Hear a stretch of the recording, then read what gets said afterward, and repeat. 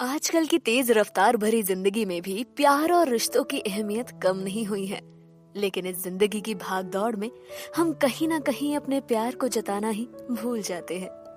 उस दिन जब राहुल के फोन का अलार्म बजा तो प्रीति की अचानक से नींद खुल गई। बगल में पलटते हुए उसे एहसास हुआ कि पिछली रात वो राहुल की बाहों में ही सो गई थी। लगभग 2 सेकंड के बाद पिछली रात की घटनाएं जैसे उसके दिमाग में घूमने लगी।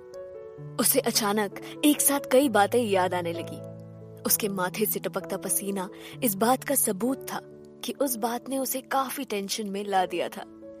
घबराकर उसने राहुल के कंधे से अपना सर अलग किया और अगले ही पल वो बिस्तर से उठी और तेज कदमों से टॉयलेट की तरफ भागी। वो अपने पैरों को कांपता हुआ फील कर पा रही थी। थोड़ी देर बाद फोन के अलार्म की आवाज से राहुल की आंखें भी खुल गई और तभी उसे कुछ गिरने की हल्की आवाज सुनाई दी। जैसे ही उसने अपनी आंखें खोली, उसकी नजर सबसे पहले रूम में बने टॉयलेट की तरफ गई। उसने देखा कि प्रीति टॉयलेट में फिसल चुकी थी। राहुल ने भले ही ये बस एक नजर देखा था, वो साफ तरह से बता सकता था इस वक्त प्रीति के शरीर पर एक भी कपड़ा नहीं था। और तो और उसके किस के निशान उसके गोरे बदन पर अब भी चमक रहे थे। तभी अचानक से पिछली रात का वाकया उसके जहन में जैसे घूमने लगा। उसे याद आने लगा कि कैसे प्रीति ने उसे अपनी बाहों में जकड़ा हुआ था और धीरे धीरे उसे कैसे किस कर रही थी। उसे ये भी याद आने लगा कि कैसे धीरे धीरे वो एक एक करके उसके कपड़े उतार रही थी। उसने आंखें खोलकर कमरे की हालत को घूरा। बेड पर उन दोनों के पजामे आपस में उलझ कर पड़े हुए थे। उसे याद आया कि पिछली रात उसने काफी ड्रिंक कर ली थी, जिसके कारण उसके सर में काफी हेडेक हो रहा था। हेडेक का असर तो उसे अभी भी हल्का हल्का महसूस हो रहा था। 1 सेकंड के भीतर ही उसने सोचा कि आखिर बीती रात उन दोनों के बीच क्या हुआ होगा। लेकिन उसे याद आया ये एक सपना नहीं था, बल्कि सब कुछ हकीकत था। राहुल के शरीर पर अब भी कोई कपड़ा नहीं था। थकान अब भी उस पर हावी थी और उसे उसका शरीर हल्का सा भारी भी लग रहा था। उसने गुस्से में ब्लैंकेट को खींचा। उसकी आंखें गुस्से में फैल गई। उसने अगले ही पल ब्लैंकेट से अपने शरीर को बाहर किया और बाथरूम की ओर चल पड़ा। उसके चेहरे पर गुस्से के भाव थे। इधर प्रीति बाथरूम का दरवाजा बंद करके किसी सोच में डूबी गहरी सांसें ले रही थी। रात वो नशे में थी और उसने राहुल को अपनी बाहों में भर लिया था। वो सोच रही थी कि शायद ये एक सपना था, जहां उसने बिना किसी डर के राहुल को किस करना शुरू कर दिया था और उसे सड्यूस कर रही थी। उसे तो पल भर के लिए भी ऐसा फील नहीं हुआ कि वो उसका कोई सपना नहीं था।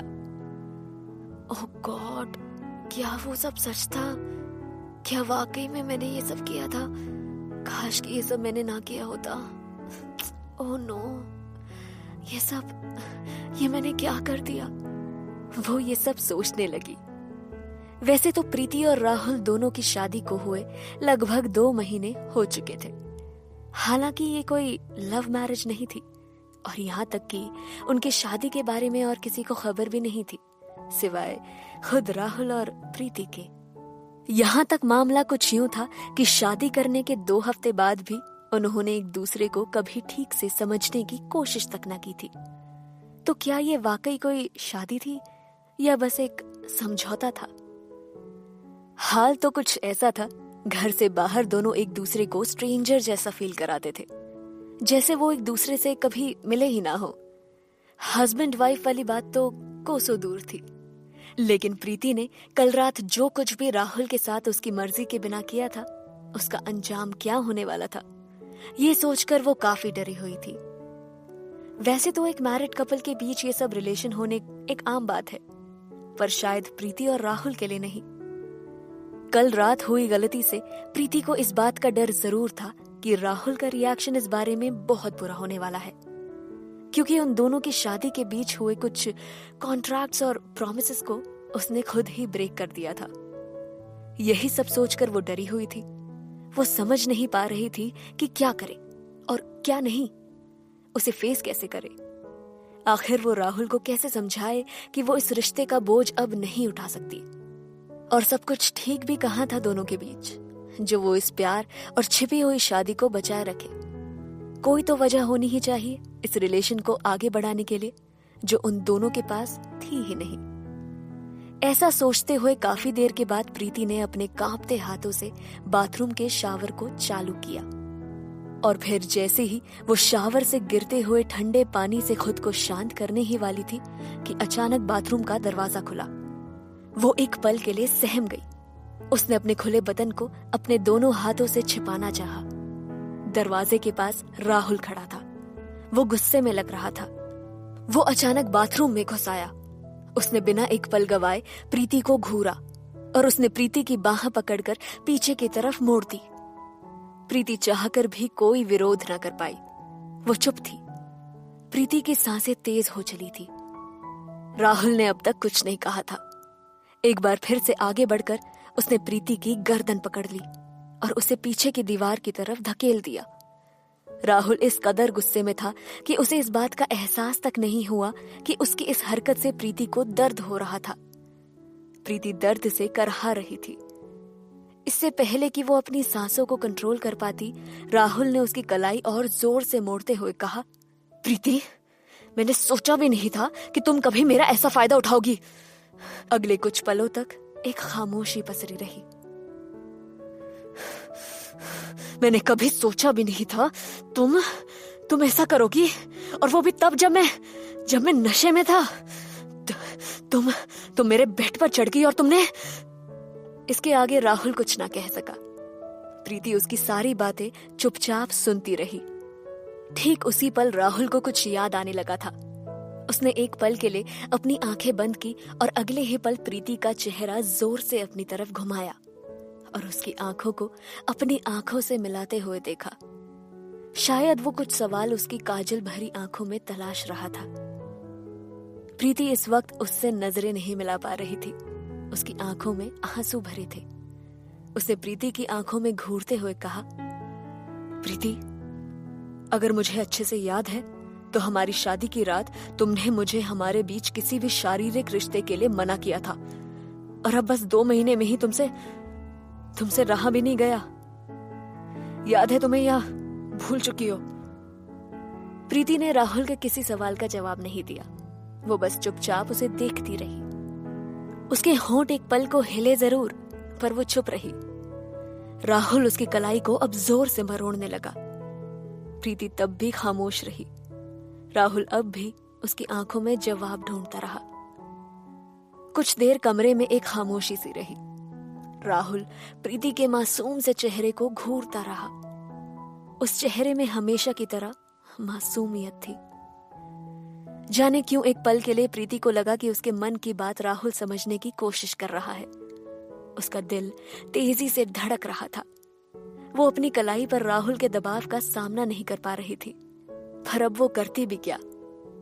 राहुल ने चुप्पी तोड़ते हुए कहा, या फिर तुम मेरे साथ सोना चाहती थी? हाँ प्रीति, बोलो। प्रीति अब भी खामोश रही। बोलो प्रीति, चुप क्यों हो? कुछ कहती क्यों नहीं? तुम्हारी ये खामोशी मुझे चुभ रही है। पता नहीं क्यों, पर अचानक से प्रीति को ऐसा फील होने लगा कि शायद राहुल उसके मन की बात जान चुका है, पर वो उसे क्या बताती। वो राहुल के सवालों से डरी हुई थी। वो अपनी फीलिंग्स को छुपाने के लिए बहुत कोशिश कर रही थी। अपनी फीलिंग्स को छुपाने की कोशिश करते हुए उसने कहा, राहुल, सच तो ये है, मुझे एक प्यार का नगमा है। टीवी सीरीज में बस एक अच्छे रोल की तलाश है, सो इसलिए मैंने ये सब। राहुल प्रीति की बातें सुनकर काफी देर तक चुप खड़ा रहा। उसे लगा जैसे उसका दिल उसके गले से बाहर निकल आएगा। इधर प्रीति राहुल के चेहरे की तरफ घूरने के लिए काफी स्ट्रगल कर रही थी। उसे घूरते हुए प्रीति ने अपनी बात आगे कही, जैसा कि तुम जानते ही हो, अब मुझे टीवी इंडस्ट्री में आए हुए 1 साल से ऊपर हो चुका है, और आखिर मैंने अब तक ऐसा कौन सा रोल किया है जिसे कोई याद रखेगा। देखो, ये इंडस्ट्री तो तुम्हारे हाथ में है और मैं जानती हूँ कि तुम्हारा सिर्फ एक रिकमेंडेशन भी मेरे करियर को कहाँ से कहाँ पहुंचा देगा। बस इस सीरियल में मुझे एक लीड रोल मिल जाए। प्रीति ने राहुल की आंखों में देखते हुए कहा। राहुल प्रीति की अजीब बातें सुनकर शॉक्ड था। लगभग 10 सेकंड के बाद प्रीति ने अपने लाल होठों को साइड से दबाते हुए आगे कहा, कल रात जो हुआ वो हम दोनों के लिए सही भी था और एक हद तक जरूरी भी था। अब मुझे कम से कम तुम पर इतना ट्रस्ट तो है कि तुम मेरे लिए ये छोटा सा काम जरूर करोगे ना? प्रीति की बातों को सुनकर राहुल ने अपने गुस्से को दबाने की भरपूर कोशिश की। प्रीति की कलाई पर कसे उसके हाथ अब ढीले पड़ने लगे थे। अगले ही पल उसका गुस्सा हंसी में बदल गया। प्रीति, तुम मेरे साथ गेम खेलने की कोशिश कर रही हो, है ना? सही कहा ना मैंने? ऐसा कहते हुए राहुल एक पल के लिए मुस्कुराया और अगले ही पल दांत पीसते हुए प्रीति पर तेजी से झपटा और चिल्लाते हुए बोला, तो तुम्हें अब इस गेम को खेलने में मजा आने वाला है, ठीक है? मैं अब तुम्हें ऐसा मजा चखाऊंगा कि तुम भी याद रखोगी। लगता है तुम्हें इस कदर इस एक्टिंग की आदत पड़ने लगी है कि तुम अपना असली चेहरा कहीं उतार आई हो। सच कहा ना मिस प्रीति? प्रीति राहुल की आंखों में देख जरूर रही थी, पर वो चुप थी। उसके पास अब कोई जवाब नहीं था। सही कहते हैं, ये इश्क नहीं आसान, बस इतना समझ लीजिए, एक आग का दरिया है और डूब के जाना है। राहुल और प्रीति की नजदीकियां बढ़ती है कि नहीं, ये जानने के लिए आपको हमारा शो सुनते रहना पड़ेगा।